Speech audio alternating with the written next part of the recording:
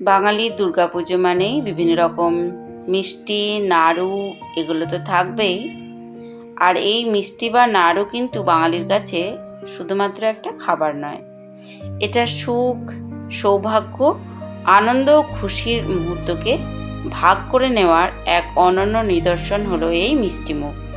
বন্ধুরা, আমি মিনতি পাল আজ আবার নিয়ে চলে এসেছি খুব মজাদার একটা সুস্বাদু রেসিপি, বাঙালির অত্যন্ত প্রিয়, যেটা ছাড়া বাঙালির দুর্গাপুজো প্রায় হয় না বললেই চলে।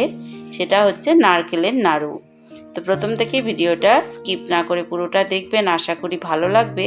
আর ভালো লাগলে আমার চ্যানেলটিকে সাবস্ক্রাইব করে পাশে থাকা বেল বোতামটা অন করে দেবেন, অবশ্যই একটা লাইক করবেন। আর নতুন করে যে হাইপ বাটন এসছে সেটাও প্রেস করতে ভুলবেন না কিন্তু। তো বানিয়ে নিয়েছিলাম নারকেলের নাড়ু, তার জন্য নারকেলটা কুড়িয়ে নিয়েছি, আর চিনি আর আমুল আমি পাউডার দুধটা নিয়ে নিয়েছি। আপনাদের কাছে যেটা থাকবে সেটাই নেবেন। কিছুটা এলাচ দানা নিয়েছি। এবার ওই চিনি আর আমুলটা আমি নারকেল কোড়ার সাথে মিশিয়ে নিচ্ছি। এত সহজ আর এত সুস্বাদু হয় যে কি বলবো। নতুন রাঁধুনিরা এবং এমনকি ব্যাচেলাররাও অনায়াসে এটা বানিয়ে নিতে পারবেন। তো ভালো করে হাতে করে মিশ্রণটা রেডি করে নিতে হবে। অর্ধেকটা নাড়ু কিন্তু প্রসেস এখানেই হয়ে যাবে। তো এর জন্য খুব ভালো করে মেখে নিতে হবে। তো এবার এই মিশ্রণটাকে একটা কড়ার মধ্যে ট্রান্সফার করে নিচ্ছি। তো কড়ার মধ্যে নিয়ে এবার গ্যাসের ফ্লেমটা অন করে দিতে হবে।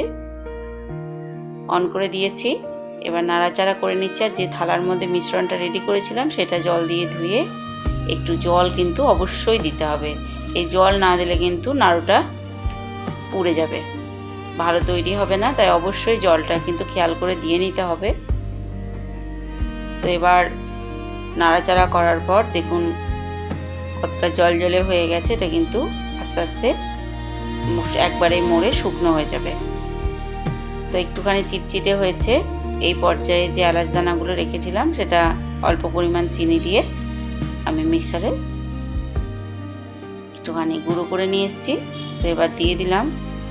আপনারা যারা পছন্দ করেন না এই এলাচটা আপনারা স্কিপ করতে পারেন, কিন্তু এলাচটা দিলে আমার মনে হয় খেতে খুবই সুস্বাদু হয়, তাই আমি এলাচটা দিয়েছি। তো আবারও ভালোভাবে পাকটা দিয়ে নেব। তো একদমই রেডি হয়ে গেছে। এবার গ্যাসের ফ্লেমটা বন্ধ করে এটাকে ঠান্ডা করে নিতে হবে। হাত ছোঁয়া করে নিয়ে তারপর কিন্তু নাড়ুটা বানাতে শুরু করতে হবে।